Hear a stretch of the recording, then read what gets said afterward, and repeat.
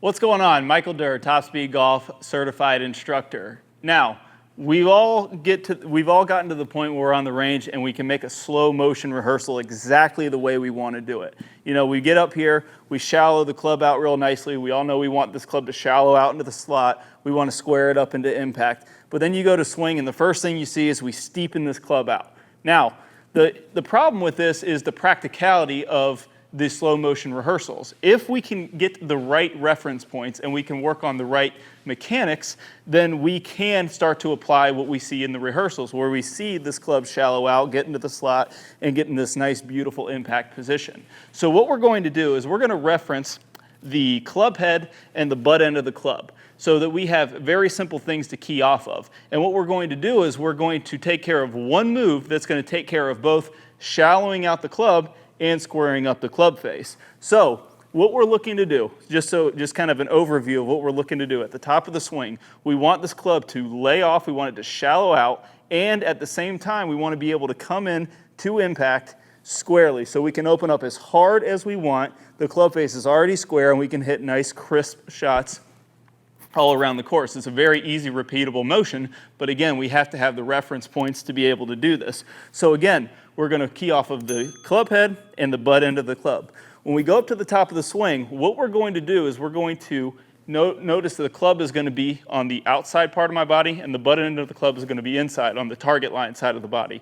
What I'm going to have you do is take your club head and the butt end of your club and we're going to roll it down our body. This is going to be the sensation that we have when we're coming down. So what this is going to do is going to do two things. If we're rolling the club down and we're keeping the club head splitting our body and the butt end of the club on the other side of our body, we're accomplishing shallowing out the club and squaring it up. So when we are rolling this club down our body, we're simply doing a very simple move where we're flexing our forearm. It's almost kind of like we're trying to flex our forearm to show off the muscle in our forearm, but that's the bowing of the lead wrist, which is going to help us square it up. Now, that is going to help us when we get into impact, we can square the club up, but when we reference the club head staying, let's say, behind my back or on the outside part of my body, and we feel like this club splits the body, now we have the shallow as well. So a lot of players, when they go to the top, they might get the wrist to bow, but when they start coming over the top, they're going to have to stand up and kind of flip at the ball. So again, we are going to split our body with the club head and the butt end of the club by rolling it down. Now, this is going to be the sensation. Again, I haven't gone towards the ball. We haven't started opening yet. We'll get to that here in 1 second. When we go up to the top and we roll this down, if we know we've done this correctly, at the bottom of the swing, or let's say at the bottom when the club's parallel to the ground, the club head is still going to feel as if it's behind our body and the butt end of the club. Now, the first part of the drill we're going to do is just that. I actually want this to roll down. I want the club on the outside and the butt end of the club on the inside. So we're going to go up to the top. We're going to start getting a feel for how this rolls down and gets down into the slot. Because when we open up, it's going to be perfectly on plane. And again, we're going to be getting into that in 1 sec. But we have to have the relationship between the club head and the butt end of the club rolling down our body. So this is simply going to split my body on the way down as I'm bowing and flexing that forearm, squaring up the club face. So once we get a good feel for that, we are going to start throwing it into impact. We're going to go up to the top. We're going to have everything split the body. Then we're just going to kind of open up into a follow through, kind of little half easy finishes. Up, we're going to roll down.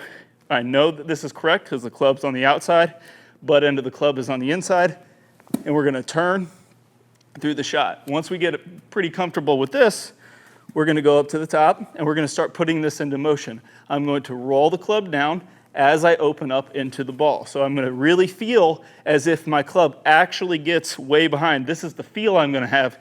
I'm going to feel like this club head's way behind me, but because I'm opening up, it's going to be on plane.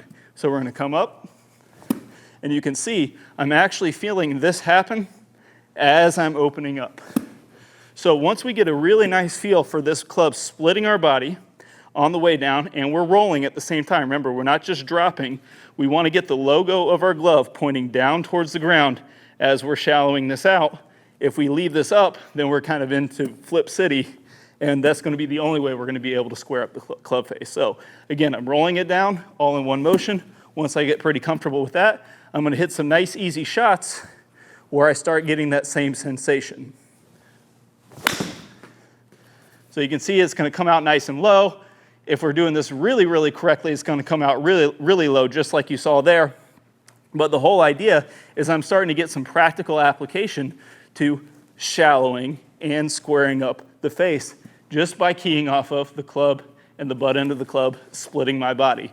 So we're going to do a couple more here where we really, really feel that club shallowing out and squaring up. So once you get a really good feel for these easy swings, then we can throw it into action into a full swing with the same sensation. You can do this all the way to the top, but I always recommend starting off with some easier swings and working yourself up gradually so you can catch up with the feel. So let's give it a go here.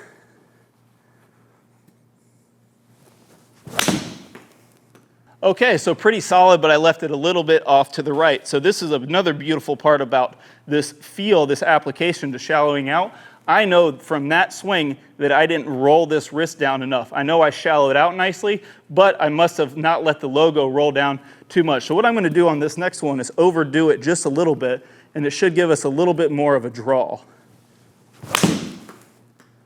So there we go. It's going to start down the target line and turn over. Now we've already taken care of a lot of piece number one to the anti-roll method by getting this club to shallow out. Now when you take your practice swings, you're going to see a beautiful transition when you feel this club staying on the outside of your body and rolling it down. But that's just the first piece to the equation. As we're opening up and coming into impact, if we don't know exactly what we're trying to do, it's all going to be for nothing. So what we're going to do is we're going to play a preview of that anti-roll method, and Clay's going to show you exactly how we get from that position to impact.